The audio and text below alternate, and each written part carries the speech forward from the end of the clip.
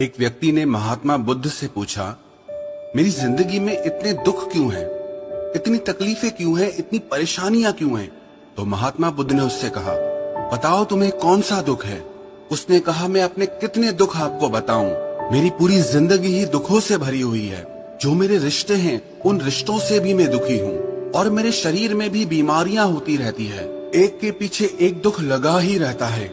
तो उस व्यक्ति ने कहा, ना मैं अपने रिश्तों से खुश हूँ, ना अपने परिवार से खुश हूँ, ना अपने मन से खुश हूँ और ना ही अपनी जिंदगी से खुश हूँ। लगता है ऐसी जिंदगी से अच्छा है कि मैं मर जाऊं, कोई मतलब ही नहीं जीने का।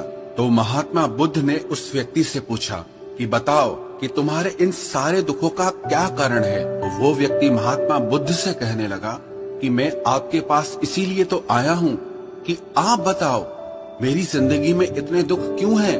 इन सब का क्या कारण है? महात्मा बुद्ध ने उस व्यक्ति से कहा, जरा गहराई से सोचो, विचार करो, देखो कहाँ है तुम्हारा दुख? क्या कारण हो सकता है तुम्हारे दुख का? उस व्यक्ति ने बहुत सोचा, पर जब उसे कुछ समझ नहीं आया तो बुद्ध ने उसे उत्तर दिया कि तेरे सारे दुखों का कारण तू ही है। तेरे मन की आसक्ति है, तेरे मन का मोह है। बुद्धा का एक प्रसिद्ध कोट है जो आपने भी सुना होगा, the root of suffering is attachment. आपके सारे दुखों का कारण आपका मोह है, आपके मन का अटैचमेंट है, आसक्ति है। तो उस व्यक्ति ने बुद्ध से कहा कि मैं समझा नहीं कि मेरे मन का मोह हर दुख का कारण कैसे हो सकता है। तो महात्मा बुद्ध ने उसे 3 छोटी छोटी कहानियां सुनाई। पहली कहानी, एक व्यक्ति पेड़ से चिपक कर चिल्ला रहा था कि कोई मुझे बचाओ, कोई मुझे इस पेड़ से छुड़ाओ, इस पेड़ ने मुझे पकड़ लिया है। तो वहां से एक गुरु और शिष्य गुजरे। उस शिष्य ने अपने गुरु से कहा कि गुरुदेव, इस आदमी की मदद करनी चाहिए, ये इस पेड़ से चिपक गया है, इसे छुड़ाना चाहिए। तो उसके गुरु ने अपने शिष्य से कहा कि इसकी मदद कोई नहीं कर सकता। तो वो शिष्य हैरान होकर पूछने लगा कि ऐसा क्या है कि इसकी कोई मदद नहीं कर सकता?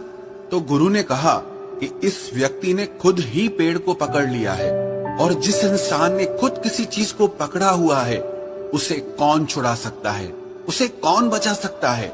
ऐसे ही बुद्ध ने कहा कि तुमने भी सारे दुखों को खुद ही पकड़ा है कि ये मेरा है, ये छूट न जाए, ये मेरे पास रहना चाहिए, ये मुझे मिलना चाहिए, और तेरे सारे दुखों का कारण ये मैं और मेरे का बंधन है। फिर बुद्ध ने उसे दूसरी कहानी सुनाई कि जैसे एक मकड़ी वो खुद ही जाला बुनती है, और जाला बुनते बुनते एक दिन ऐसा आता है कि वो उस जाले में खुद ही फंस जाती है। वो चाहकर भी उस जाले से बाहर नहीं निकल पाती है। ऐसे ही तूने भी अपनी जिंदगी में कितने ही रिश्ते बनाए हैं, कितनों से मोह लगाया है, कितनों को अपना माना है, और उनमें मोह रखने के कारण आज वो तुझे दुख दे रहे हैं। सारी दुनिया में कुछ भी होता रहे, हमें दुख सुख नहीं होता है। हमें दुख सुख कब होता है? जब हमारे अपने के साथ कुछ होता है, या हमारा अपना हमारे साथ कुछ करता है। फिर महात्मा बुद्ध ने उसे तीसरी कहानी सुनाई कि शहद से भरे एक पात्र में एक उड़ती हुई मक्खी घुस जाती है। उस शहद के मीठे रस में उसे बहुत आनंद आता है, वो बहुत प्रसन्न होती रहती है, और अगर वो चाहे तो थोड़ा सा शहद का रस लेकर के वहां से उड़ सकती है।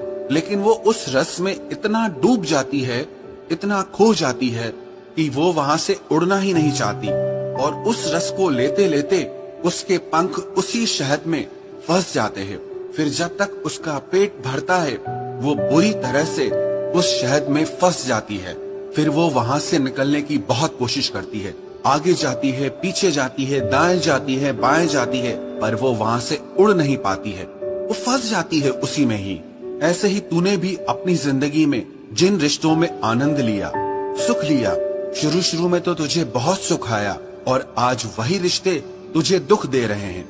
ऐसे ही जब कोई व्यक्ति जब स्वास्थ्य की परवाह ना करके स्वादिष्ट रसों के पीछे पड़कर कुछ भी खाने लगता है तो आगे चलकर उसका शरीर खराब हो जाता है, उसके शरीर में रोग आ जाते हैं।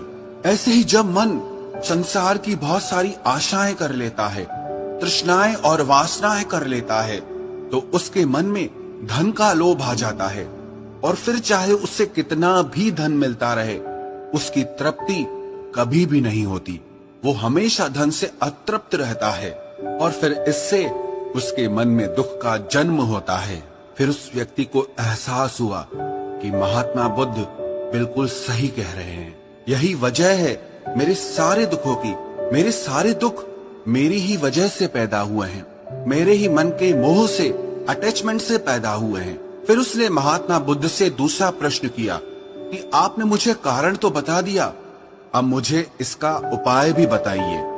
महात्मा बुद्ध ने कहा, अगर तुम सारे दुखों से पार होना चाहते हो तो अपने मन को मोह और वासनाओं से ऊपर उठाकर प्रेम और संतोष से भर दो, क्योंकि जिसके हृदय में प्रेम और संतोष का दिया जल गया, उसके मन से मोह और वासनाओं से जन्मे हुए दुख का सारा अंधकार ही दूर हो जाता है। हालांकि ये बात कहने में बहुत आसान है, लेकिन करना बहुत मुश्किल है। लेकिन जो भी व्यक्ति महात्मा बुद्ध के इस उपदेश को समझ गया ना, वो सारे दुखों से पार हो जाएगा। यही कहानी हमारे भी जीवन की है। हम खुद ही रिश्ते जोड़ते हैं और बाद में खुद ही रोते रहते हैं। हम खुद ही प्रेम बढ़ाते हैं और बाद में खुद ही दुख पाते हैं। हम जिनके पीछे मेरा मेरा करके मरते रहते हैं, आखिर में वही लोग हमें सबसे ज्यादा दुख पहुंचाते हैं, हमारा दिल दुखाते हैं। जिनकी खुशी के लिए हम कुछ भी करने को तैयार हो जाते हैं, जिनकी खुशी के लिए हम अपनी सारी जिंदगी कुर्बान कर देते हैं, आखिर में वही हमारे जीवन में दुखों का अंधकार भर देते हैं। चाहे वो हमारा परिवार हो, हमारे मित्र हो, हमारी संतान हो या कोई भी रिश्ता हो, जहां पे भी हमने मन के मोह के, आसक्ति के, अटैचमेंट के धागे बांध रखे हैं, आप गौर करना, आपके जीवन में सारा दुख वहीं से आ रहा है। तो जो उपाय महात्मा बुद्ध ने उस व्यक्ति से कहा कि मोह और वासनाओं को त्याग करके अपने हृदय में प्रेम और संतोष को भर दो, इस छोटे से उपदेश को अगर हम भी अपनी जिंदगी में उतार लें तो विश्वास रखना, हम जिंदगी के सारे दुखों से अवश्य पार हो जाएंगे।